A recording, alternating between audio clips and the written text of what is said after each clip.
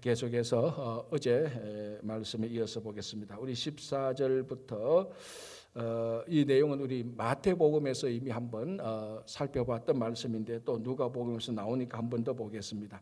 핵심은 예수님께서 귀신을 쫓아냅니다. 어떤 귀신인가 하면 말 못하게 하는 귀신이었습니다. 그래서 예수님께서 그 귀신을 쫓아내니까 이제 이 사람이 말을 하게 됩니다. 자, 그 반응이 어떤가 하면 14절 한 번 더 볼게요. 예수께서 한 말 못하게 하는 귀신을 쫓아내시니 귀신이 나가매 말 못하는 사람이 말하는지라.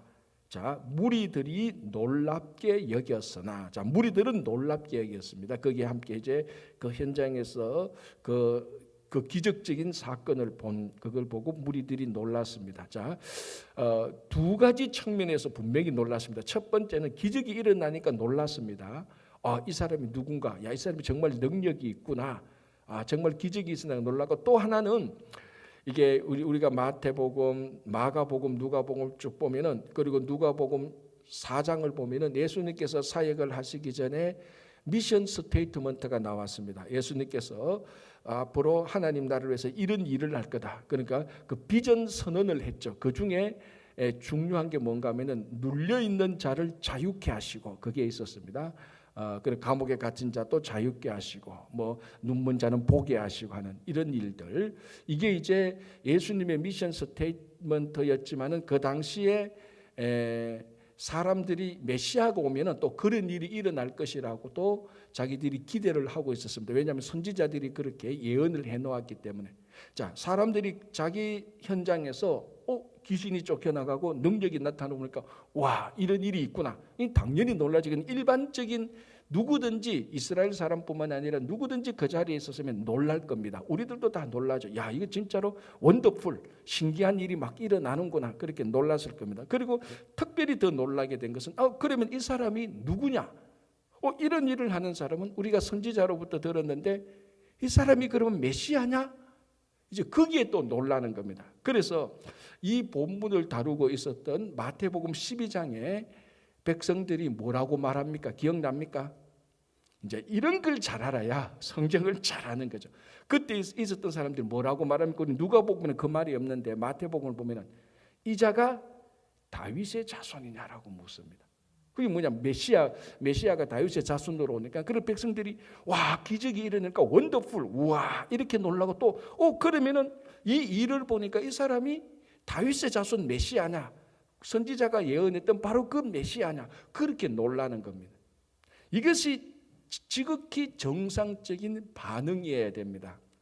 현장에서 기적이 일어나고 눌린 자가 자유함을 얻게 되고 귀신이 쫓아나가고, 야, 이분이야말로 진짜 메시아구나, 우리가 메시아를 만났다, 이제 이렇게 반응이 나오기 시작했습니다. 이 무리들 가운데. 참 이게 정상적인 반응이죠. 자, 그런데 15절, 그 중에 들어는 말하기를 그가 귀신의 왕 바알세불을 힘입어 귀신을 쫓아낸다 하고. 자, 우리 이미 또 마태복음에서 본 겁니다. 자, 여기서 들어는, 거기에 모였던 사람 가운데 들어는 어떤 사람들? 누구? 바리새인들이었습니다. 자, 바리새인들은 가장 율법에 도통한 사람들이고 자기 삶을 율법으로 산다고 주장했던 사람들입니다. 자, 그 사람들이 야, 이게 무슨 원더풀이냐? 야, 이게 무슨 다윗의 자손이 했던 일이냐?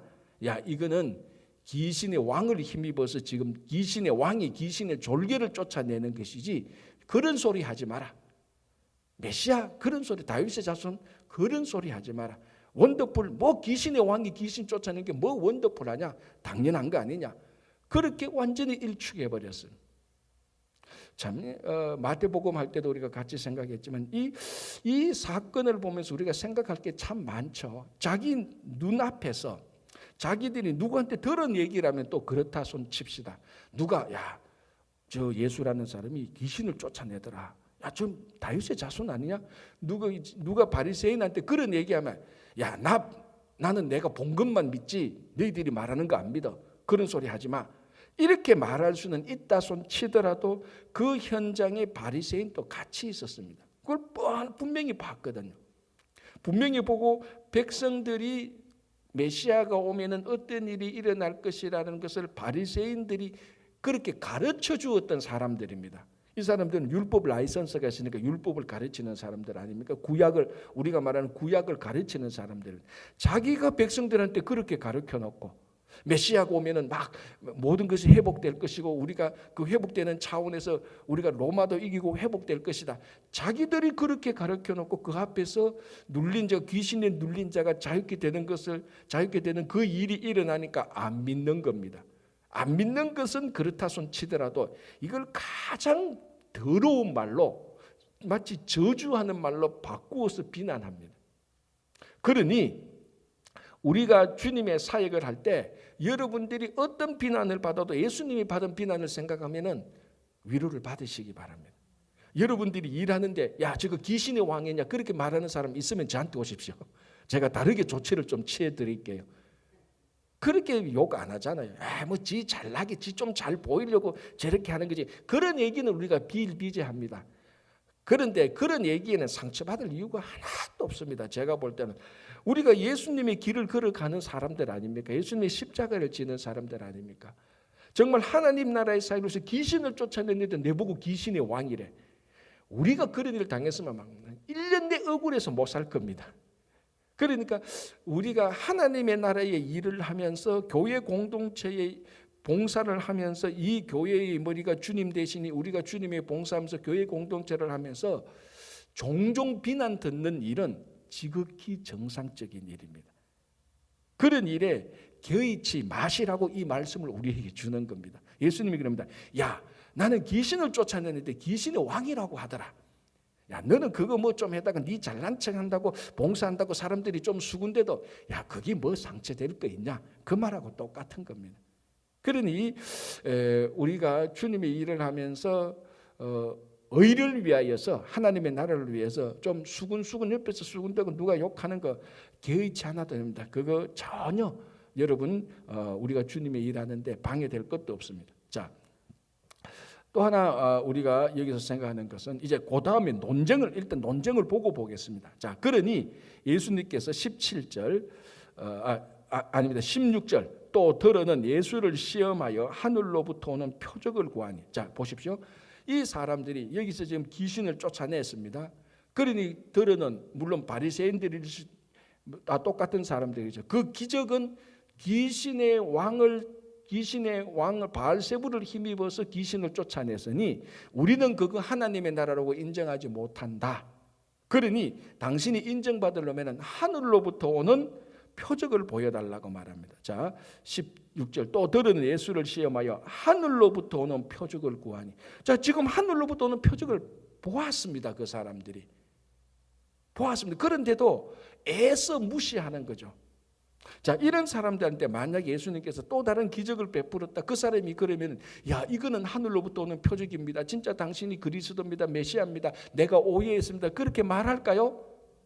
천만에. 여러분 기적을 믿고 기적이 신앙 어떤 초자연적인 기적이 신앙의 본질이라고 생각하는 사람은요. 그 신앙을 계속해서 기적만 일어나야 되는 겁니다.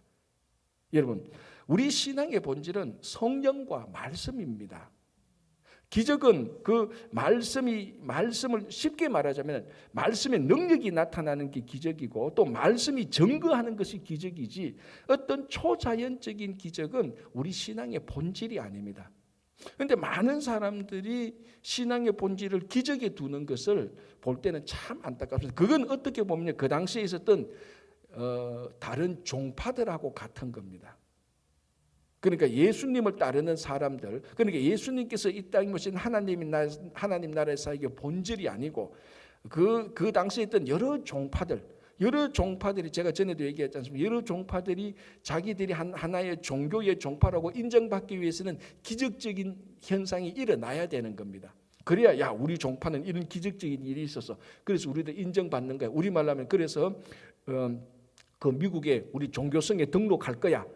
우리 좋은 종파로서 건전한 종파로서 왜 우리 기적이 있어서 그러니까 이 사람들이 기적을 봐도 야 그러면 하늘로부터 오는 표적을 한번 보여봐라. 그 표적 보여준다고 해서 그 사람들이 야 이건 하늘로 오는 표적이거나 당신이 그리스도입니다. 내가 이제 당신을 따라가겠습니다. 그렇게 말할 사람이 아니죠. 자, 그래서 그 다음 논증을 보십시오. 예수님께서 뭐라고 말씀하시는가 하면 17절 예수께서 그들의 생각을 아시고 그들의 생각을 안다는 겁니다. 그 순수하지 못한 어쨌거나 흠을 찾고 어쨌거나 다른 변명거리를 찾는 그들의 생각을 아시고 이러시되 스스로 분쟁하는 나라마다 황폐하여짐에 스스로 분쟁하는 집은 무너지느니라. 자, 어떤 나라든지 그게 하나님의 나라든 귀신의 나라든 사람의 나라든 제국이든 조그만 타운이든지 심지어 한 집안이든지 모든 집안이 스스로 분쟁하면 이제 내부 분열이 일어나면 다 무너집니다. 그렇지 않습니까? 그죠? 뭐 친구 2명이 사귀어도 그 2명 친구끼리 내부 분열이 일어나면 무너지는 겁니다. 국가도 그렇고. 그걸 말하는 겁니다. 어떤 나라마다 내부 분쟁이면 다 황폐해진다. 자, 그렇다면은 귀신의 나라도 마찬가지라는 거예요. 귀신의 나라도 귀신의 왕하고 졸개하고 서로 싸우면 그거 무너지지 않느냐. 그러니까 만약에 내가 지금 이 말 못하게 하는 귀신을 쫓아냈는데 너희들이 말하는 대로 내가 귀신의 왕 바알세불을 힘입어서 귀신의 졸기를 쫓아낸다면은 이 나라는 망하지 않느냐. 그걸 어떻게 귀신의 왕 바알세불이 하겠느냐. 논리적으로 봐도 말이 안 된다는 겁니다. 그러니까 지금 이 들어는 어떤 사람들 바리새인들이 예수님을 공격하고 했던 자기들의 논지가 터무니없는 말이라는 것이 확실히 드러나는 겁니다. 한 번만 더 생각하면 논리적으로 말이 안 맞는 겁니다. 아니 왕이 졸개를 쫓아내고 그 나라가 어떻게 건전히 서겠느냐. 말이 안 되지 않느냐. 이렇게 말하고 자 그리고 한 가지 또 더 예를 듭니다. 19절 내가 바알세불을 힘입어 귀신을 쫓아내면 너희 아들들은 누구를 힘입어 쫓아내느냐. 그러므로 그들이 너희 재판관이 되느라. 무슨 말인가. 너희 아들들 이거는 꼭 뭐 아버지 아들 친아들 그런 개념이 아니고 너희 가운데 선지자들이라고 일컫는 사람들, 너희들이 존경하는 사람들. 자, 그런 사람들에게도 귀신을 쫓아내는 능력이 있었습니다. 건전하게. 우리말로 하면은 귀신의 힘을 빌려서가 아니고. 그죠? 자, 그러면은 너희들 가운데 귀신을 쫓아내는 사람들인데 그 가운데 어떤 사람들은 너희들의 아들들도 있을 수 있을 것이다. 그런 사람들이 귀신을 쫓아내는 것도 전부 다 귀신의 왕 바알세불을 힘입어서 쫓아내는 거냐? 그러면은 이 세상에 일어나는 귀신 다 쫓아내는 것은 전부 다 귀신의 왕 바알세불이 귀신의 졸기를 쫓아내는 거냐? 이제 할 말이 없는 거예요. 바로 그 사람들이 너희를 판단할 것이다. 그게 지금 두 가지로 말하는 겁니다. 첫 번째는 뭔가 하면은 귀신의 왕 바알세불을 힘입어서 귀신을 쫓아낸다고 하니 그렇게 된다면 스스로 귀신의 나라도 스스로 파멸된다. 그 일은 귀신도 하지 않는다. 말이 안 되지 않느냐. 두 번째는 그러면은 다른 사람들이 귀신을 쫓아내는 것도 다 너희들이 믿고 있는 선지자들이 귀신을 쫓아내는 것도 그 사람들도 귀신의 힘을 빌려서 귀신의 졸기를 쫓아내느냐. 너희들이 그 사람들한테 그런 말을 한번 해봐라. 너희들 욕실컷 얻어먹을 것이다. 그 말이에요. 그러니까 말이 안 맞는 거예요. 그러니까 이번에는 예수님께서 특이하게 논쟁적으로 또박또박 따져서 설명을 해주는 겁니다. 너희들이 내가 귀신의 왕을 힘입어서 귀신의 졸기를 쫓는다고? 좋다. 한번 따져보자 이겁니다. 한번 따져보자. 첫 번째 그러려면 그 나라는 망한다. 두 번째 다른 사람들이 귀신을 쫓아내는 것도 다 그러냐? 말도 되지 않느냐. 터무니없는 말을 하지 마라. 이렇게 예수님께서 이들을 말하는 겁니다. 자, 여기서 이제 우리가 생각할 것. 자, 이 바리새인들은 우리가 보면 소위 다 똑똑한 사람들입니다. 왜냐하면 똑똑하지 않으면 율법 라이선스를 받을 수가 없어요. 그만큼 연구를 많이 해야 되고 연구를 하고 일정한 수준에 올라가고 자격을 받은 사람, 다 똑똑한 사람들이 다 이성적으로 논리적으로 판단이 아주 재빠른 사람들입니다. 그런 사람들이 이런 터무니없는 말로 예수님을 공격을 했다는 겁니다. 누가 들어도 야 너희들 지금 바리새인들이 억지를 부리고 있는 거예요. 누가 옆에서 봐도 야 저건 억지 아니야? 지금 여기 분명히 그 귀신을 쫓아냈는데 아니 귀신이 왕이라고 말하니 야 우리가 볼 때는 야 바리새인들 좀 억지 부리지 마세요. 내가 당신을 좋아하지만 그래도 좋아하는 건 좋아하는 거고 너무 억지 부린다. 너무 터무니없는 말을 한다. 이런 지금 형편이 되어버린 겁니다. 왜 이렇게 됐을까요? 바리새인들은 예수님에 대해서 처음부터 엄청난 편견과 선입관을 가지고 있었습니다. 여러분 이게 어마어마하게 무서운 겁니다. 우리가 신앙생활할 때. 진짜 신앙생활이라는 것은 내가 가지고 있는 편견, 선입견을 하나하나씩 제거하는 겁니다. 신앙생활할 때. 예, 여러분 일반적인 세상에서도 누구에 대한 편견을 가지고 있으면 그 사람이 어떤 좋은 일을 해도 다 악하게 보이는 겁니다. 예수를 믿는다는 것은, 우리가 신앙생활을 한다는 것은 그런 것을 공정하게 바라볼 수 있는 양심이 있는 것, 그거예요. 그게 성숙한 신앙입니다. 사실은 누가 무슨 말 하는데 딱 듣고 편견에 딱 적어가지고 야 저건 전부 다 나쁜 거야, 저건 전부 다 악한 거야, 그게 지금 바리새인들이 터무니없는 말을 하게 된 이유라는 겁니다. 우리가 교회 공동체도 그렇고 회사 다닐 때 그 직장 공동체도 보면은 가끔 어떤 사람은 터무니없는 말을 억지 주장을 하는 사람이 있어요. 왜 그럴까 가만히 생각해보면 그 마음속에 이미 편견이 딱 사로잡힌 겁니다. 이 바리새인들은 예수에 대한 편견이 너무너무 악하게 사로잡혀 있는 겁니다. 무슨 말을 해도 그 앞에 기적을 베풀어줘도 하나님의 기적이 아니라고, 귀신의 기적이라고 이렇게 치부해버리는 이 사람들. 우리 속에는 그런 편견이 없나요? 우리 속에는. 그걸 우리가 그래서 기도를 해야 되는 겁니다. 우리가 기도를 할 때 하나님, 우리가 하나님 앞에 바로 서게 하십시오. 바로 서게 해 주십시오. 그때 우리가 기도해야 될 것은 내 속의 부족함을 성숙하게 해 주시고, 내 속에 사람이나 교회나 어떤 것에 대한 편견이 있다면 주님, 내가 공정하게 바라볼 수 있는 양심과 눈을 주십시오. 그런 기도를 해야 되는 겁니다.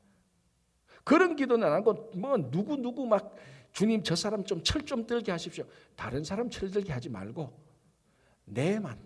내가 주님 분별력을 주시고 통찰력을 주시고 내가 공정하게 사물과 사건과 사람을 볼 수 있도록 주님의 눈으로 볼 수 있도록 해 주십시오. 그런 기도를 해야 되는 겁니다. 자, 20절. 그러나 내가 만일 하나님의 손을 힘입어 귀신을 쫓아낸다면 하나님의 나라가 이미 너희에게 임하였나. 자, 이 구절은 이렇게 풀면 훨씬 더 쉽습니다. 이게 지금 여러 가지 좀 복잡하게 되는데 제가 쉽게 설명할게요. 내가 하나님의 손을 힘입어, 즉 하나님의 능력으로 귀신을 쫓아내었으니 하나님의 나라가 이미 이루어지기 시작했다. 이 말하고 똑같습니다. 그러니까 이 귀신을 쫓아낸 것은 귀신의 왕이 아니고 하나님의 손은 하나님의 손은 능력이니까 하나님의 능력으로 귀신을 쫓아내니 하나님의 나라가 이미 완성되기 시작했다라고 말을 하는 거예요. 그래서 하나님 나라의 완성은 귀신의 힘이나 세상의 힘, 인간의 힘을 빌어서 이루는 것이 아닙니다. 하나님의 능력으로 되는 겁니다. 그래서 우리가 사도행전에 가면 이 사도들이 성령의 능력, 성령 충만해서 하나님의 능력으로 하는 겁니다. 인간의 힘이 아니지 않습니까? 여러분이 사도행전에 나오는 예수님의 제자들 전부 다 인간의 능력으로, 특별히 사도 베드로를 보십시오. 베드로가 무슨 율법을 공부한 사람입니까? 율법 공부하다가 다 낙제되어서 갈릴리에 가서 어부나 사람들 아닙니까? 우리말로 하면은 베드로 그러면 율법 그러면 아이고 나 그 골치 아파, 나 싫어, 그런 사람의 유들입니다. 그런데 한 번 설교를 할 때 3,000명이 회개하고 세례받고 예수님께 돌아오는, 그러니까 하나님의 능력이 나타날 때 이런 일이 일어나는 겁니다. 하나님의 나라는 하나님의 능력으로 하는 겁니다. 자, 가장 쉽게 말해서 우리가 주님의 일을 할 때는요, 주님의 성령의 힘으로 하는 겁니다. 똑똑하든 안 똑똑하든, 잘생기든 못생기든, 뚱뚱하든 안 뚱뚱하든, 주님의 일은 주님의 능력으로 하는 것이지 자기 똑똑함과 자기 능력과 자기 판단으로 하는 게 아닙니다. 그렇죠? 자, 21절. 강한 자가 무장을 하고 자기 집을 지킬 때는 그 소유가 안전하되 더 강한 자가 와서 그를 굴복시킬 때는 그가 믿던 무장을 빼앗고 그의 재물을 나누느니라. 자, 이게 강한 자와 더 강한 자가 나오는데 쉽게 말하면 여기서 강한 자는 사탄입니다. 더 강한 자는 하나님의 능력입니다. 자, 강한 자가 무장을 하고 자기 소유를 지킵니다. 자, 이렇게 보면 됩니다. 강한 자가 세상 권세를 가지고 있습니다, 지금.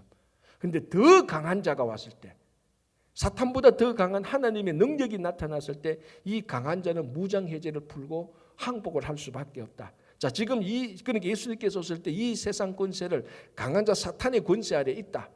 세상의 정사와 그 사탄의 정사와 권세가 세상을 꽉 다스리고 있는데 더 강한 자, 하나님의 능력이 와서 강한 자를 무장하게 그 무장해제다 시켜버린다라고 말합니다. 그래서 강한 자의 편이 아니고 더 강한 자의 편이 되라. 자, 그러면서 이제 뭐라고 말하는 거야? 20절, 23절, 24절.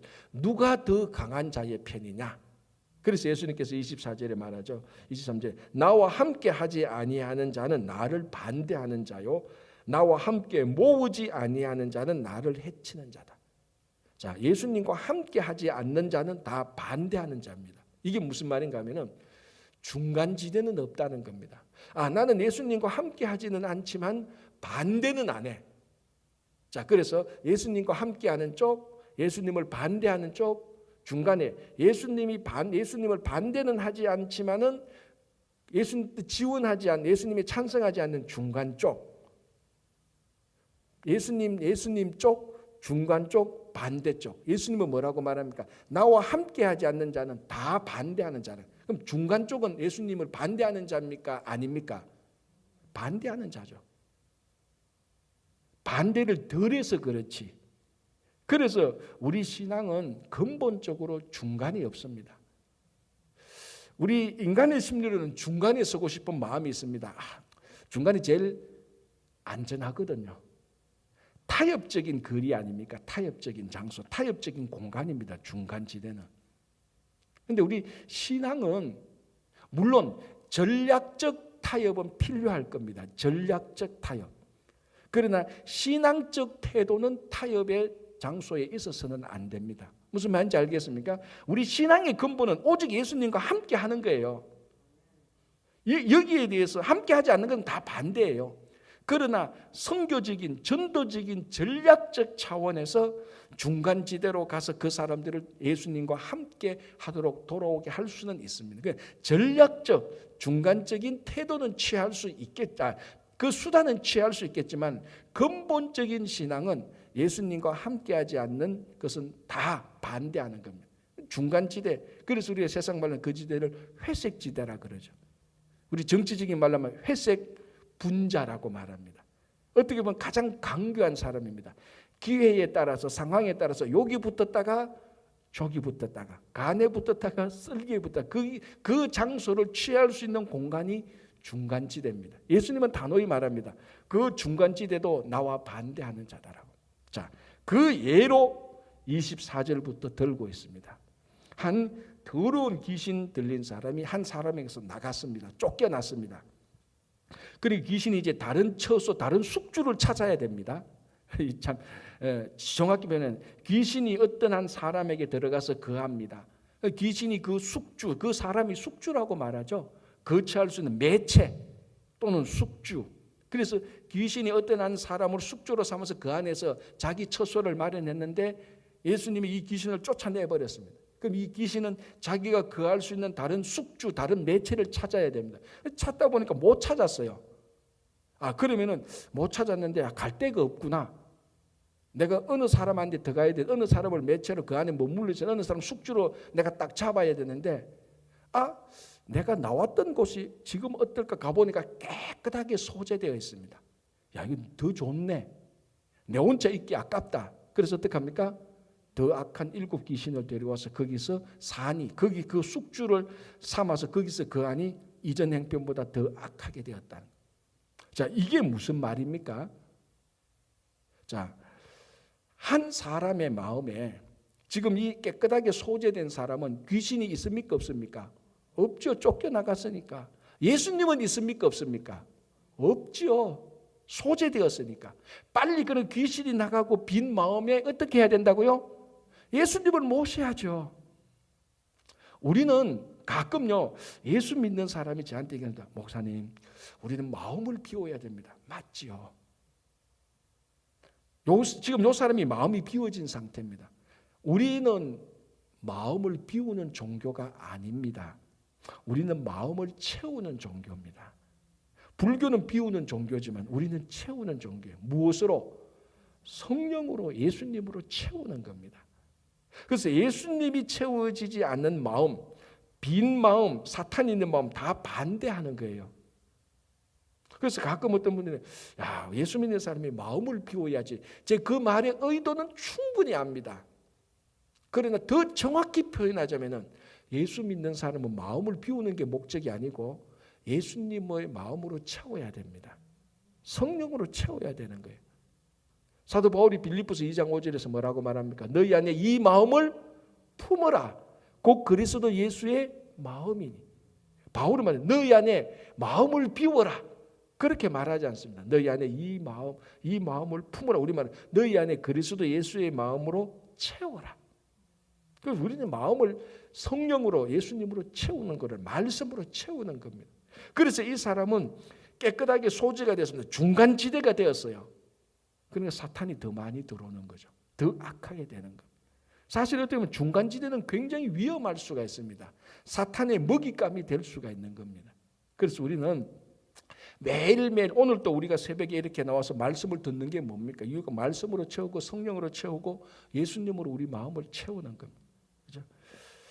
자, 27절 이 말씀을 하실 때 아마 이렇게 바리새인들이 예수님의 사역을 보고 귀신의 왕 바알세불을 쫓아서 귀신의 졸개를 쫓아내다 막 비난할 때 예수님께서 또박또박 설명을 했습니다. 이번에 그죠?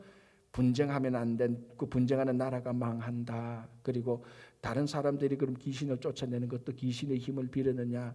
내가 볼게 나와 함께 해야 된다. 중간 그 다른 예를 드니까 사람들이 듣고 난 다음에 너무너무 위대한 메시아, 아직까지 완전히 메시아는 너무너무 위대한 분을 만났습니다. 그래서 어떤 사람들이 이렇게 말하죠. 27절에 이 말씀을 하실 때 무리 중에서 한 여자가 음성을 높여 이르되 당신을 뵌 태와 당신을 먹인 젖이 복이 있나이다. 우리말로 하면 그렇죠. 와, 이런 사람을 낳게 한 사람은 위대한 어머니입니다라고 칭송을 하는 겁니다. 왜 우리 가끔 이런 말 있지 않습니까? 제가 이제 신학교 다닐 때도 저희 교수님 한 분 가운데 독일로 유학 갔는데 진짜 뭐 신학적으로 천재급에 속한 사람이에요. 그러니까 그 교수의 총장이 제가 있는 신학교에 편지를 보내왔어요. 이렇게 천재적인 좋은 사람을 당신의 학교에서 우리 학교로 공부하게 해준 것에 너무 감사해서 내가 감사의 편지를 보낸다. 가끔 그런 경우도 있어요. 무슨 말인가 하면 당신의 학교가 이렇게 좋은 학생을 배출해서 우리 학교로 보내주니 고맙습니다. 당신의 학교는 정말 좋은 학교입니다. 그런 의미예요. 무슨 말인가 하면 진짜 위대한 인물이 태어나면 저 위대한 인물을 탄생케 하는 저 어머니 아버지는 어떤 분일까? 우리 가끔 그런 얘기하잖아요. 그런 얘기를 듣는 우리가 되어야 되는데 아이고 저런 거 놓고 미역국 끓여 먹었나 이제 그러면 끝나는 거죠. 이 사람들이 예수님의 능력과 예수님의 말씀을 들으니까 와 정말로 위대한 분을 만났고 그래서 칭송을 하는 겁니다.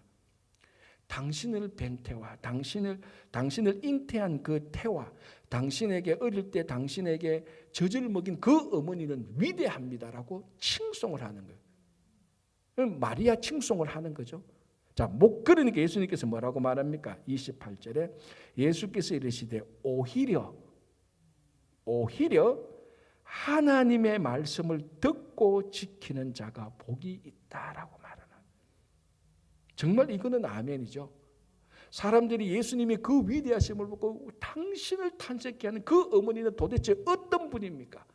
정말 위대하신 분이다. 칭송을 하는 예수님께서 오히려 다른 말 쉽게 말하면 하나님의 말씀을 듣고 지키는 자가 나의 어머니보다 더 위대한 사람입니다. 하나님의 말씀을 듣고 지키는 자가 나의 어머니보다 더 복이 있는 사람입니다라고 말합니다. 자, 그러면 이제 천주교 가톨릭 다니시는 분들은 굉장히 불쾌할 수도 있겠지만 요 말에 논지적으로 딱 잘라서 쪼개면은 하나님의 말씀을 듣고 지키는 자가 가톨릭식으로 말하는 성모 마리아보다 더 복이 있다는 겁니다. 가톨릭 다니는 사람은 목사님 그런 모독적인 말을 하지 마십시오라고 말했지만 예수님이 하신 말씀이에요. 하나님의 말씀을 지키는 자가 오히려 더 복이 있다. 내 어머니보다. 그러니까 이 말씀을 듣고 지키는 것이 얼마나 칭송받을 일이며 얼마나 위대한 일이며 얼마나 복된 일인지 모릅니다.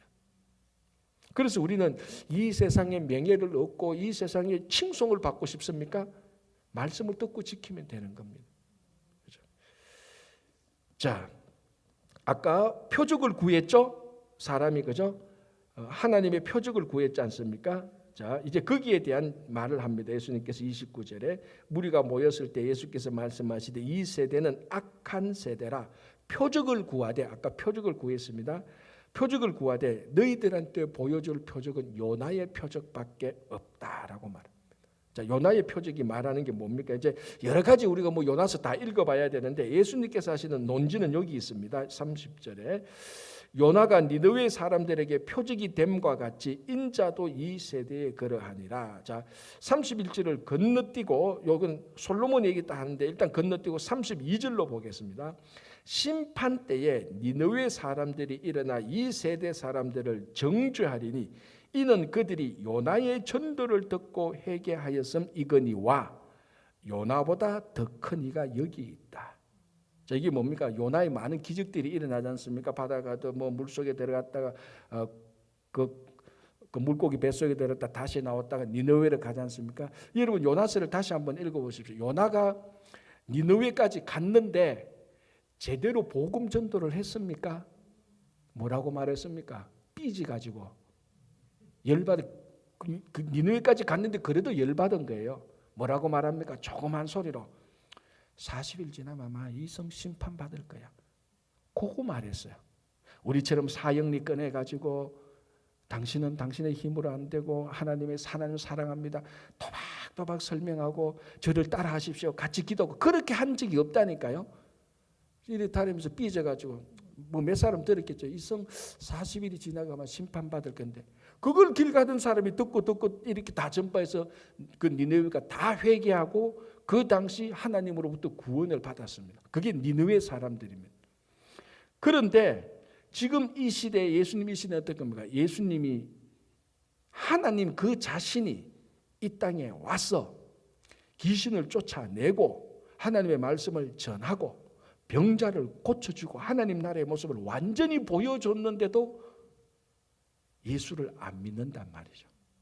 그러니까 니느웨 사람들이 볼 때는 분통이 터집니까 안 터집니까? 야, 우리는 요나라는 그 선지자가 한마디 했던 말을 듣고 다 회개했다.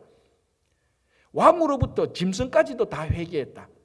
그런데 너희들은 하나님이 직접 내려오셔가지고 말씀을 선포하고 기적을 베풀고 귀신을 쫓아내고 병자를 고쳐주고 너희 앞에 멀쩡하게 서 있어도 회개하지 않느냐. 그 말입니다. 예수님이 요나보다 더 큰 이가 여기 있다. 그래서 니느웨 사람들이 예수님 당시 그 사람들을 책망할 거라는 겁니다. 악한 세대. 자, 그렇다면 우리는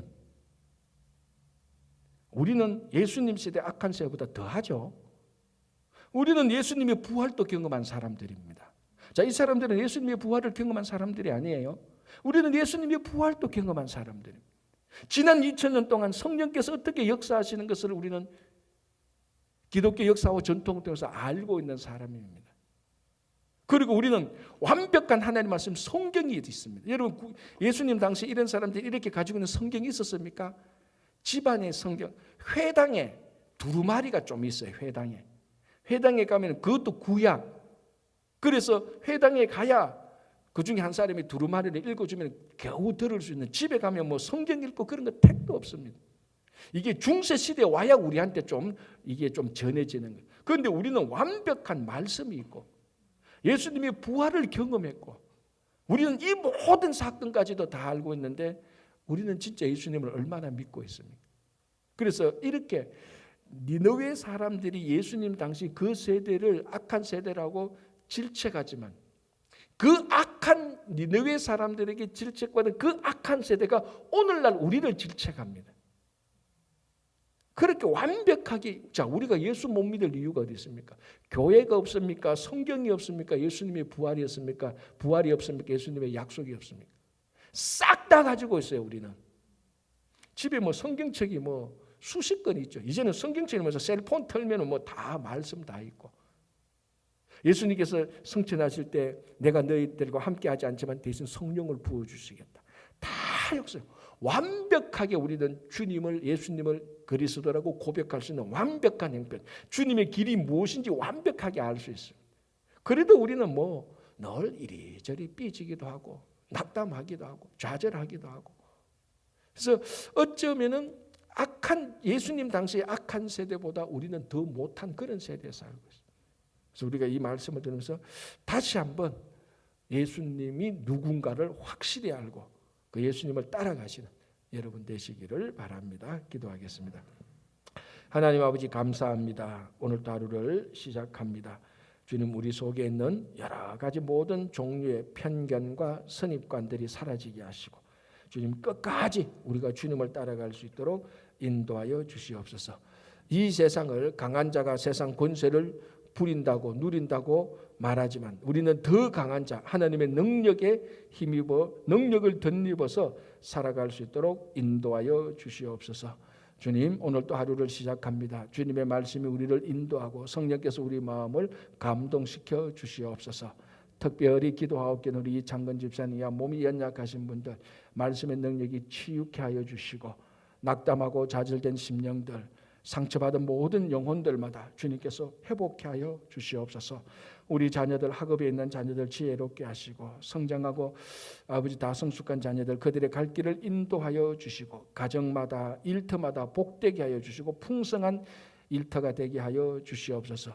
아버지 하나님 러시아 침공 우크라이나 사태가 속히 끝나게 하시고 회복되게 하시고 그 가운데서 많은 아픔과 절망 가운데 있는 분들 이때를 통하여서 하나님의 능력을 알고 주님을 고백하는 놀라운 일이 일어나게 하여 주시옵소서. 오늘도 우리 삶을 주님께 맡기며 예수님 이름으로 기도합니다. 아멘.